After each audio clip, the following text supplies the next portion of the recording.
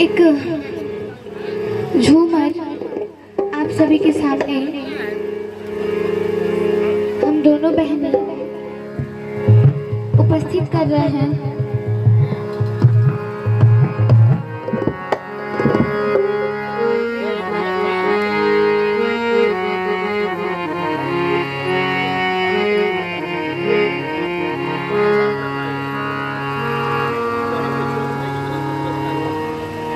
दीदी के छोटे भाई की तरफ से इनाम है, उनको बहुत बहुत धन्यवाद।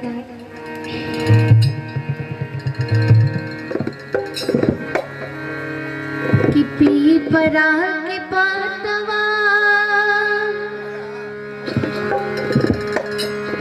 पुनुनिया डोले नाना दो, पुनुनिया डोले नाना दो। कि पीपरा के पातवा पुनुनिया डोले नाना दो, पुनुनिया डोले नाना दो। ओइसे डोले जिया हमार छुट्टी रे नाना दो, ओइसे डोले जिया हमार छुट्टी रे नाना दो, ओइसे डोले जिया हमार।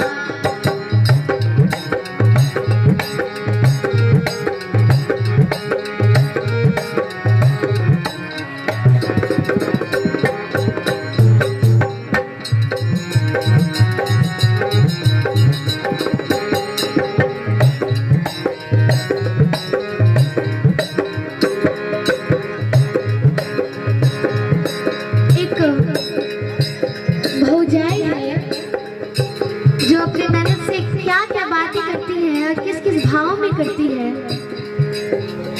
इस झूमर गीत के माध्यम से आप सभी के सामने उन बातों को प्रस्तुत किया जा रहा है। तो क्या बोलती है भौजाई अपनी ननद से? नाक के ना दुनिया भालू तेज ने बोरे नाना दो, तेज ने बोरे नाना दो। पातर पिया बाते जलो न जाए छोटी रे नाना दो, पातर पिया बाते जलो न जाए छोटी रे नाना दो, पातर पिया बाते जलो न जाए।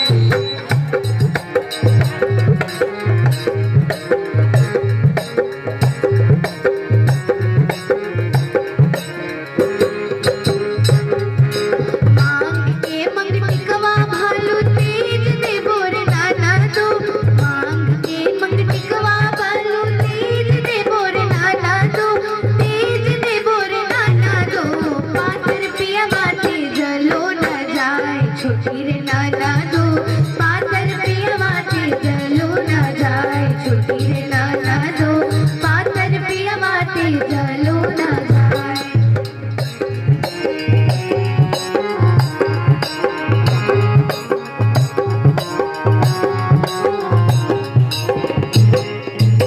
और क्या कहती है भौजाई अपने ननद से? कि गरवा के हंसुली भाले तेज ने बोरे नाना दो, गरवा के हंसुली भाले तेज ने बोरे नाना दो, अरे तेज ने बोरे नाना दो। पातर पिया बाते जलो न जाए छोटी रे नाना दो, पातर पिया बाते जलो न जाए छोटी रे नाना दो, पातर पिया बाते जलो न जाए।